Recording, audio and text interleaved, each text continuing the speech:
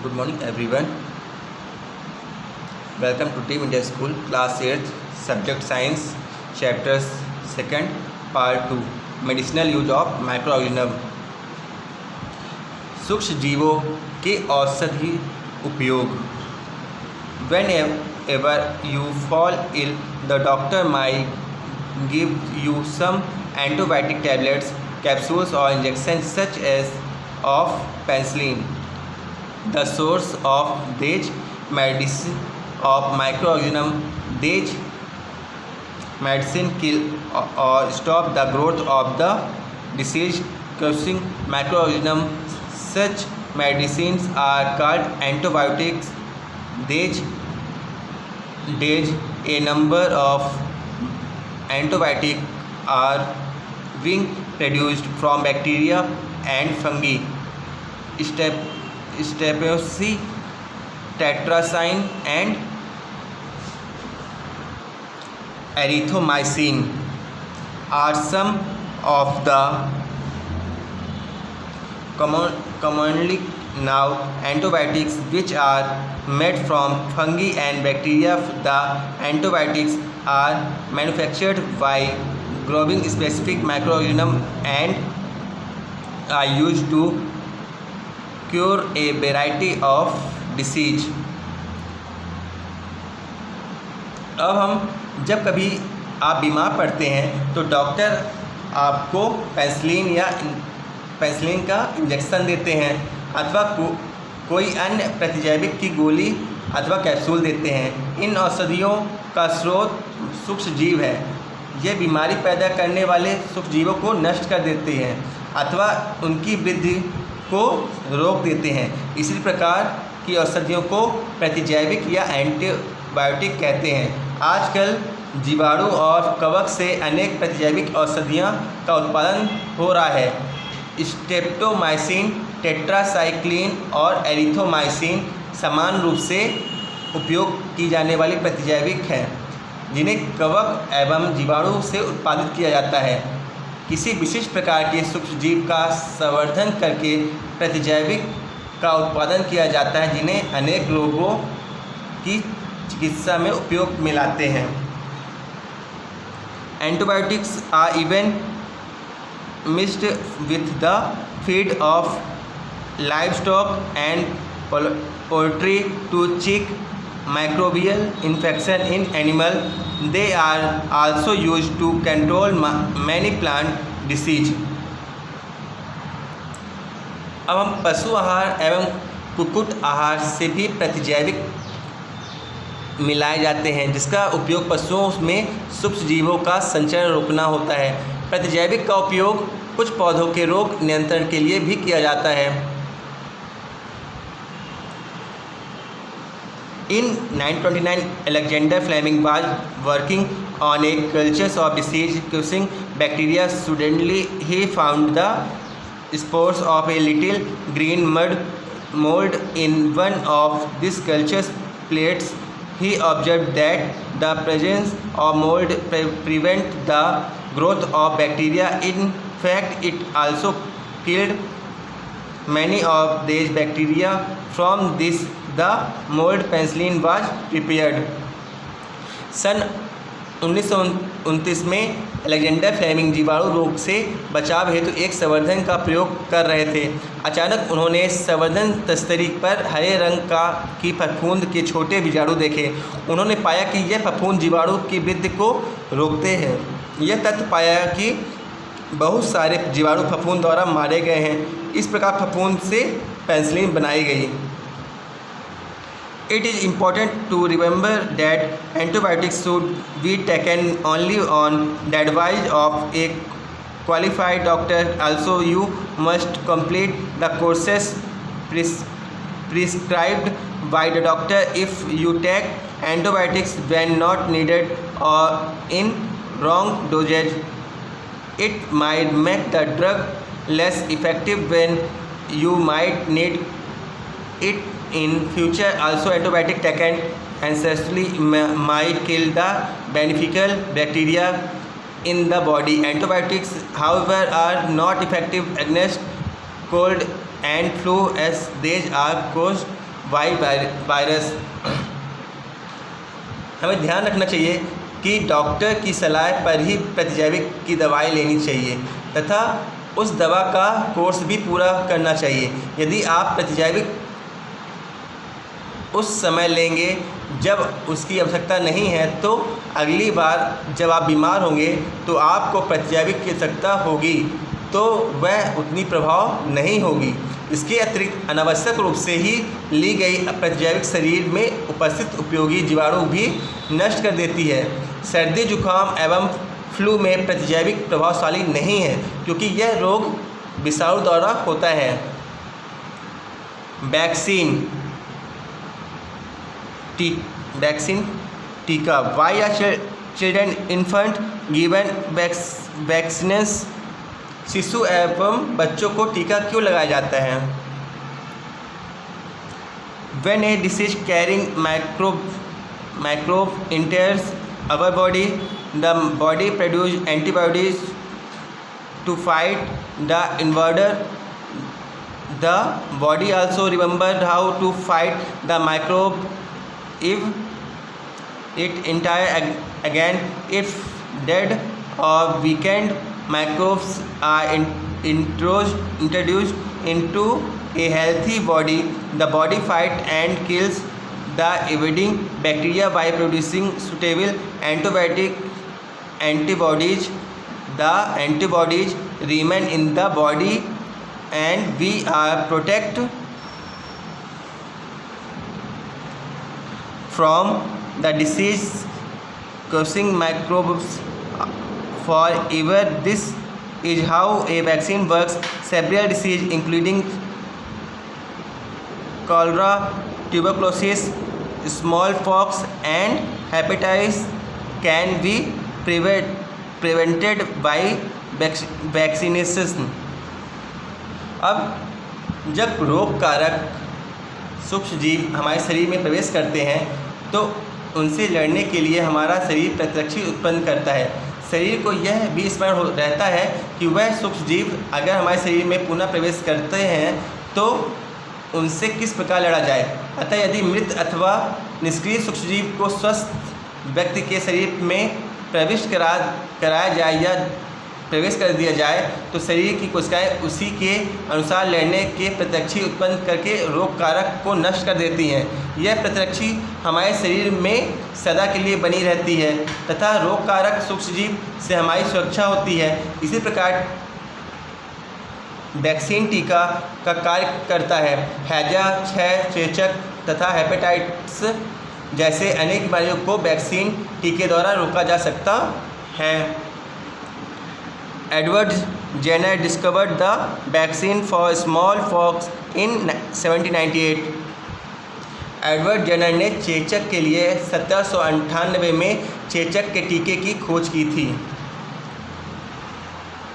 In your childhood you must have been given injection to protect yourself against several diseases. Can you prepare a list of these diseases? You might take help from your parents. It is essential to protect all children against these diseases. Necessary vaccines are available in the nearby hospitals. You might have seen the advertisement on TV and newspaper regarding protection of children against polio under the Pulse Polio program. Polio drops given to children are actually a vaccine. आपके बचपन में आपको भी अनेक रोगों से रक्षा करने के लिए टीके दिए गए होंगे।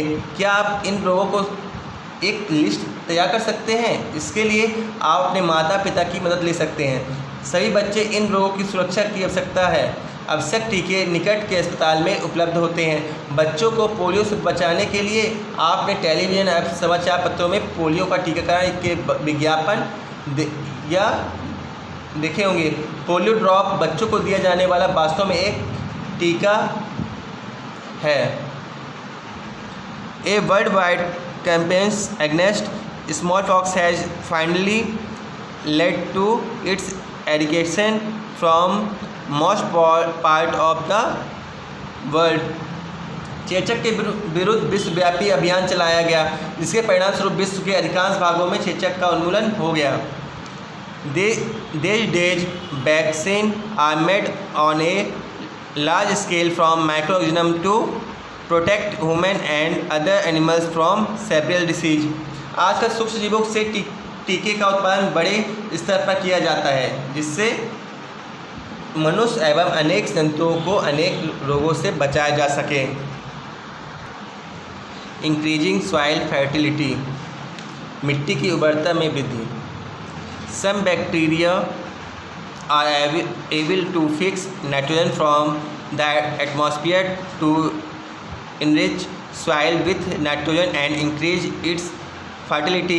These microbes are commonly called biological nitrogen fixer।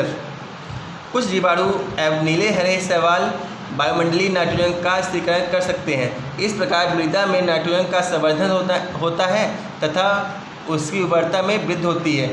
इन्हें सामान्यतः जैविक नाइट्रोजन स्थिरीकरण कारक कहते हैं। क्लीनिंग द एनवायरनमेंट, पर्यावरण का शुद्धिकरण। Boojho and Paheli had observe the school gardener making manure along with their friends। They collected waste of plants, vegetables and fruits from nearby houses and gardens। They put them in a pit meant for best disposal। After some time it decomposed and got converted to manure। बूझो and पहली wanted to know how this had happened। अपने विद्यालय में माली को देखने के पश्चात पहली और बूझो और दूसरे विद्यार्थियों ने घरों और बगीचों से पत्तियों एवं फल सब्जी का कचरा एकत्र करके उसको निपटाने के लिए बनाए गए गड्ढों में डाल दिए। कुछ समय बाद उसका विघटन होने के बाद यह खाद में परिवर्तित हो गया। पहली और बूझो जानना चाहते थे कि यह किस प्रकार हो सकता है।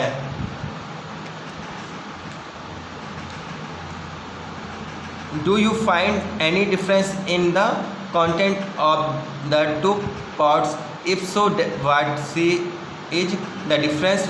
You will find that plants waste in pot A has been decomposed. How did this happen? The plant waste has been converted into manure by the action of microbes। The nutrition released in the process can be used by the plants again। क्या आपको दोनों गमलों के वस्तुओं में कोई अंतर दिखाई देता है? यदि हाँ तो अंतर प्रदर्शित करिए। जो गमला ए में के पादप अपशिष्ट का अपघटन हो गया है, यह कैसे हुआ? सूक्ष्म जीवों द्वारा पादप अपशिष्ट का अपघटन कर उसे खाद में बदल दिया गया है। इस प्रक्रिया में दोनों पोषक पौधे द्वारा पुनः उपयोग किया गया।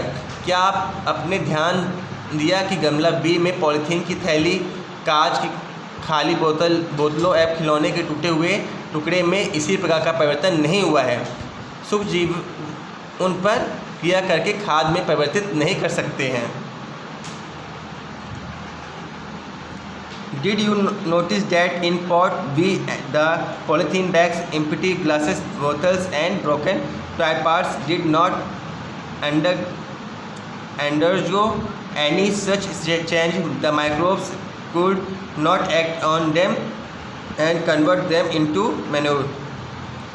You often see large amount of dead organic matter in the form of decaying plants and sometimes dead animals on the ground. You find that they disappear after some time. This is because the microorganism decompose dead organic waste of plant and animals, converting them into simple substance. These substances are again used by other plants and animals. This microorganism can be used to degrade the harmful and smelly substance and thereby clean up the environment। आप अक्सर बड़ी मात्रा में मृत जीवों को सड़ते हुए पादप व कभी कभी सड़ते हुए जंतुओं के रूप में देखे होंगे। कुछ समय बाद वह विलुप्त हो जाते हैं। इसका मुख्य कारण यह है कि सूक्ष्म जीव मृत जैविक अपशिष्ट का अपघटन करके उन्हें सरल पदार्थों में परिवर्तित कर देते हैं। यह पदार्थ अन्य पौधों एवं जंतुओं द्वारा पुनः उपयोग कर लिया जाता है। इसी प्रकार हानिकारक एवं दुर्गंध युक्त पदार्थों का निम्नीकरण करने के लिए हमें सूक्ष्म जीवों का उपयोग करके पर्यावरण को शुद्धिकरण कर सकते हैं। हार्मफुल माइक्रो ऑर्गेनिज्म, हानिकारक सूक्ष्म जीव। Micro organism are harmful in many ways. Some of the micro organism cases disease in human beings, plants and animals. Such disease causing microorganisms are called pathogens. Some microorganisms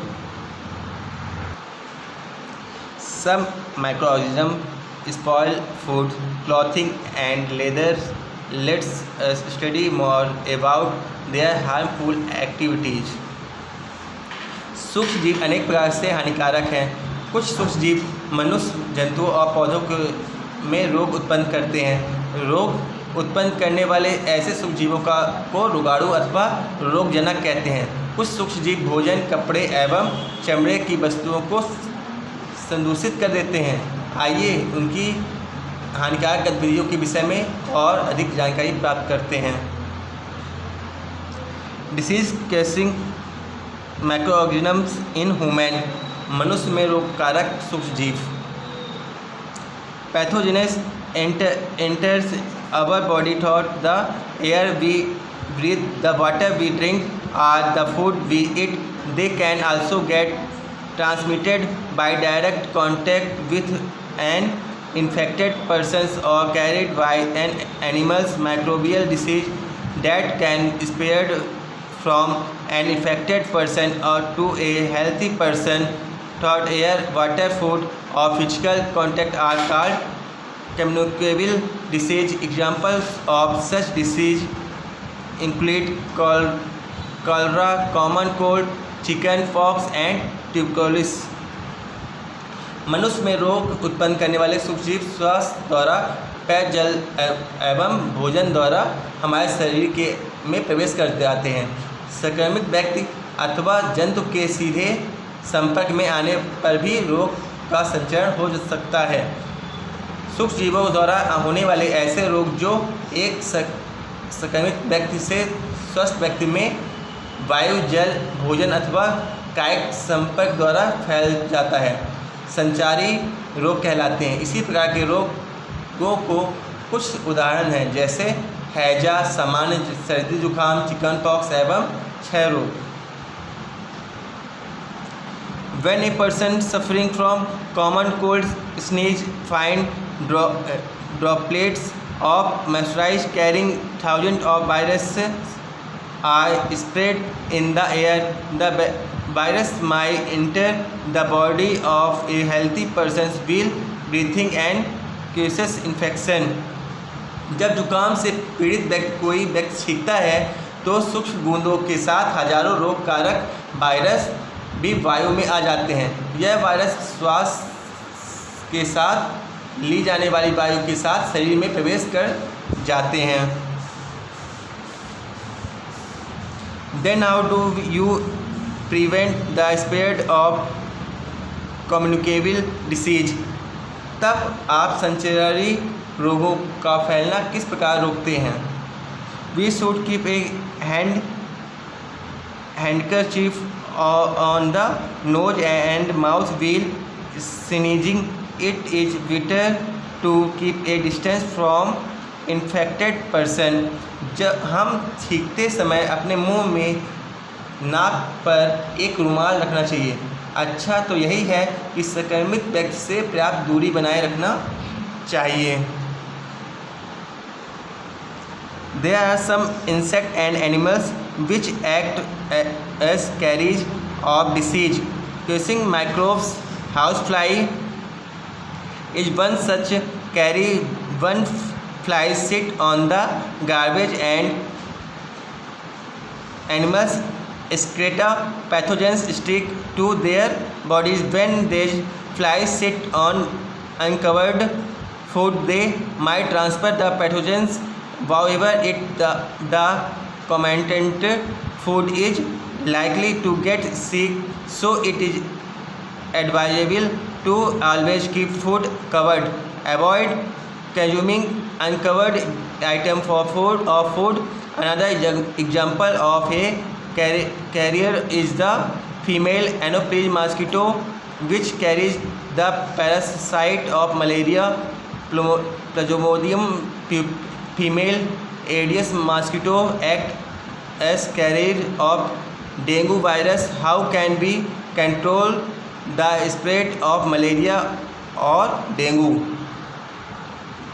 कुछ कीट एवं जंतु ऐसे भी हैं जो रोग कारक सूक्ष्मजीवों के रोग वाहक के कार्य करते हैं। घरेलू मक्खी इसका एक एग्जाम्पल है। मक्खी कूड़े और जंतु अपशिष्ट पर बैठती है, रोगाणु उसके शरीर पर चिपक जाते हैं। जब मक्खी बिना ढके भोजन पर बैठती है तो रोगाणु का स्थानांतरण कर देती है। जो भी व्यक्ति ऐसे प्रदूषित भोजन करेगा उसके बीमार पड़ने की संभावना होती है। अतः यह सलाह दी जाती है कि भोजन को सदा ही ढक कर रखना चाहिए। बिना ढके भोजन को खाने से बचना चाहिए। मादा एनाप्लीज मच्छर इसका अन्य उदाहरण है। मच्छर प्लाज्मोडियम का वाहक है। मादा एडिस मच्छर डेंगू का वायरस का वाहक है। यह मलेरिया अथवा डेंगू का नियंत्रण किस प्रकार कर सकते हैं? सभी मच्छर जल में उत्पन्न होते हैं। हमें पानी को कभी भी रुका नहीं रखने देना चाहिए। कूलर, टायर एवं फूलदानों इत्यादि में कहीं भी जल का एकत्र न होने दें। अतः अपने आसपास के स्थानों को स्वच्छ एवं शुष्क रखकर हमें मच्छरों को पैदा होने से रोकना चाहिए। ऐसे उपाय को सूची बनाने का प्रयास कीजिए जिससे अपनाकर मलेरिया को फैलाने से रोका जा सके। Thank you.